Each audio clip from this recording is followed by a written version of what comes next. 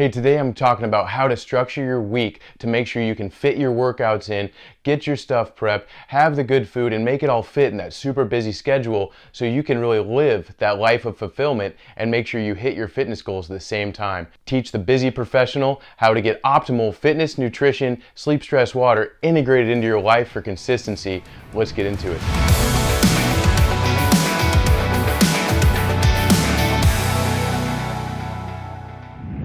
All right. Happy Friday, everybody, and I really appreciate you being here in this group. I'm John Ferraro, if you don't know me, and I'm going to be going live regularly in this group at least twice a week, giving you free trainings. And the main thing I'm going to be pushing in this group is how to live a regular, healthy, sustainable life.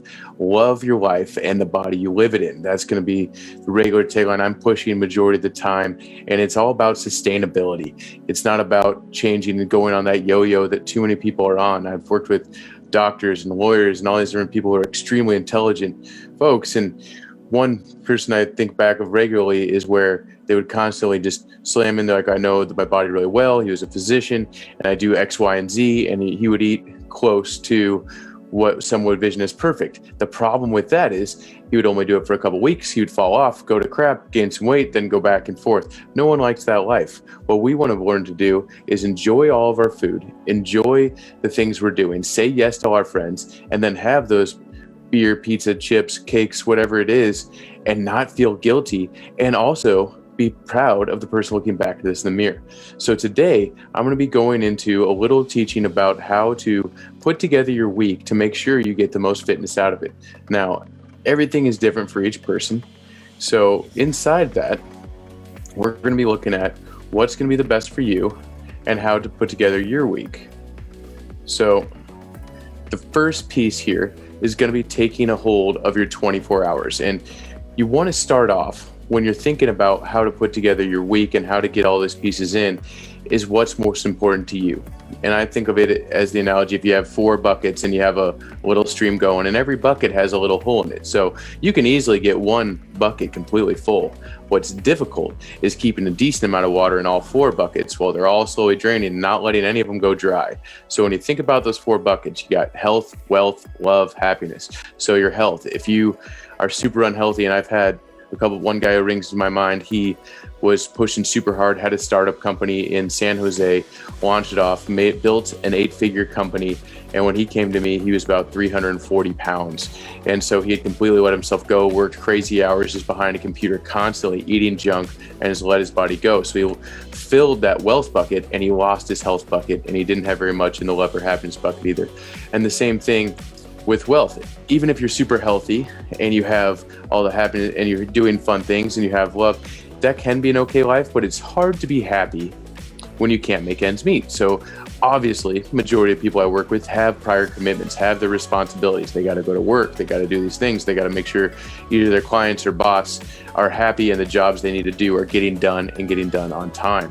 I completely understand that, and fitness cannot take a precedence to most people's work, as it shouldn't. And then there's love. Love for yourself, loving your family, loving your friends is very important. It is a need for people. In the hierarchy of needs, it's right below food, water, shelter is that feeling of love. Babies will not survive if a robot's taking perfect care of them. They need parents, that's where doctors tell mothers in the beginning for skin on skin, because it helps develop babies.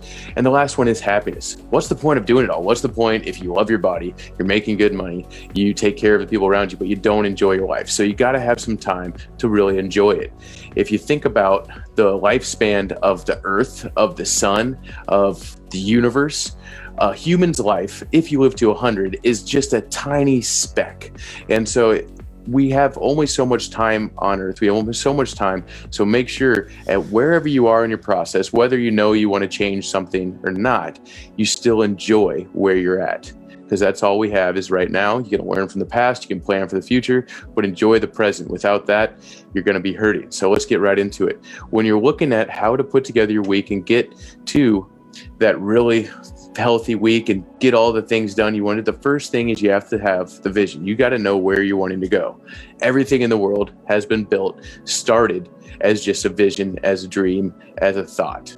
You think of the skyscraper, somebody thought of it up, whether it's the architect or it was a person who was like, oh, we need to have this here. And the first thing they do is they write it out. They put it on paper. Then they start drawing up the plans. They get other people, and then they bring all of it together and it comes to fruition. But the first piece is having those goals, making sure exactly what they are. So I do have some goals worksheets. If everybody wants one, type the word goals below, and I'll be happy to send you the whole Word document. It's on the Google Drive. And so if you want to go through that, I think it's super beneficial to keeping you in line and giving yourself direction to where you want to go. So specific, measurable, achievable, relevant, and time-bound. SMART goals, making sure you write things that are going to work. I like shooting a little further. The whole analogy, shoot for the stars. If you miss and hit the moon, that's all right. Compared to shooting down low and hitting would be is kind of sad. So knowing what you want to go. Next is taking a hold of your 24 hours.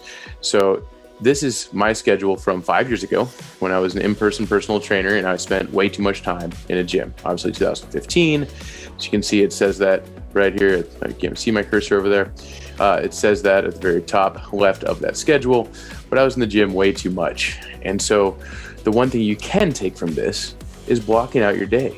If you see the little purple on there, it doesn't show the weekends, but I did have a handful of time on the weekends and a couple evenings and stuff for family. So first thing you want to do is block everything out. Know where your time's going. Know what you're doing with it. You don't have to have everything by the hour. You can straight have 9 to 5 to straight block it. I'm at the office 9 to 5.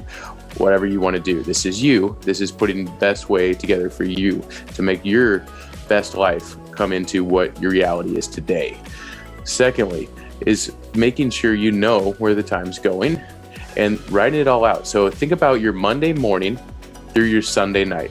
Now, the first activity you want to do here is get a piece of paper and write down everything you do Monday morning through Sunday night. This is a super powerful activity that'll really show you where your time goes and the things that need to get done and really how busy you are. So as you go through that, you can write everything on there from brushing your teeth, doing your laundry, getting your food ready, to driving to work, or just walking to the now home office, whatever that means, taking care of the kids, making sure food's made, making sure things are clean, making sure you have these tasks. You can get more micro. You can get, if you are like myself and you work for yourself, or if you have to take care of a team of people at your job, you can put together what pieces of the day are for what task and what piece of your work. And that'll just make you get a lot more productivity out of your day to know where your time's going. And once you get this all full week written out with all your activities, you want to go through the list. And the first thing you can do is just eliminate what things really do not need to be done that you can completely just take off. Second is automate. What things can you automate? So one thing I've been doing, even with the pandemic and getting rid of my commute, is 4 out of 5 times I use Instacart to order my groceries. So it takes me about 10 minutes to go through the grocery list. It has it saved, the last thing I bought. I have the list and I go through. I don't have as near as many impulse buys. Once a month I go, just because I actually like shopping for food personally, but it saves so much time. That 10 minutes, all of a sudden it'll tell me around between 7 and 8 p.m. My groceries will be on my doorstep. Boom, done. $100 grocery list cost me about $15 more than if I did it myself.